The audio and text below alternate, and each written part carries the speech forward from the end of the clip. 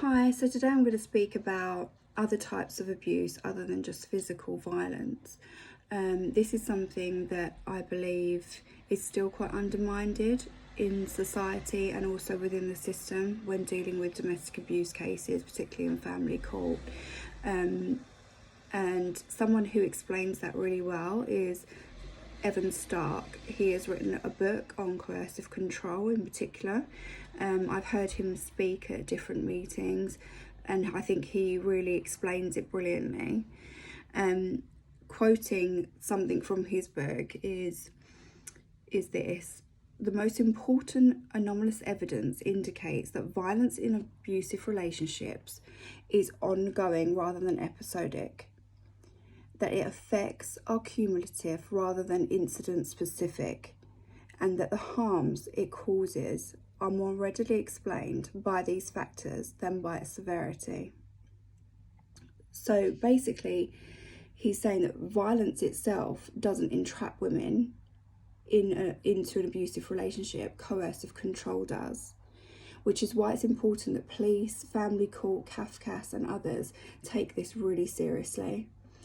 Coercive control slowly taps into your being and will creep in long before any violence happens. Usually, obviously.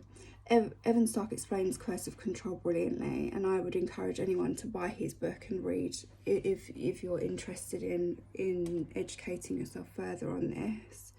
Violence is much easier to understand because it's much more black and white where we stand with it, that most people will know that, yeah, if you physically hit someone or harm someone, that's just plain wrong. But I've heard many victims say, but also from my own experiences, that the mental, emotional and verbal abuse can be far worse and have a really long-term damaging effect. In a situation where, for example, there are threats of violence and verbal attacks, for instance, name calling, putting down, control over money, unexpected moods, living in a state of stress and unknown and permanently walking on eggshells, all this can cause anxiety, post-traumatic stress and other mental issues in the long run. If someone says, I'm going to hit you, I'm going to smash you in the face, I'm going to do this, it's that anxiety waiting for something to possibly happen is horrendous, and I know that from my own experience. That has a mental effect that lasts forever. Your space is completely violated and your sense of safety is taken from you. The control over money, if someone asks for receipts when shopping, that's a control over your life. That's your freedom. It's a breach of your freedom. To be controlled is to literally lose your basic human rights. Control over money is sometimes one of the first signs of abuse, and it is common when a woman gets pregnant, which also relates to the fact that over a third of domestic abuse starts or gets worse when a woman is pregnant, and 40 to 60% of women experiencing domestic violence are abused while pregnant.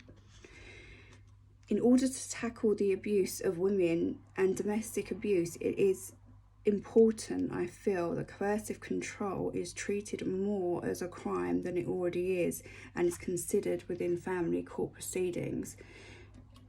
Because to literally put someone in a situation through child arrangement, for instance, where they are forced to then still be controlled in that way by their abuser, their ex-partner, through child arrangement, is a continual breach of their freedom and their human rights.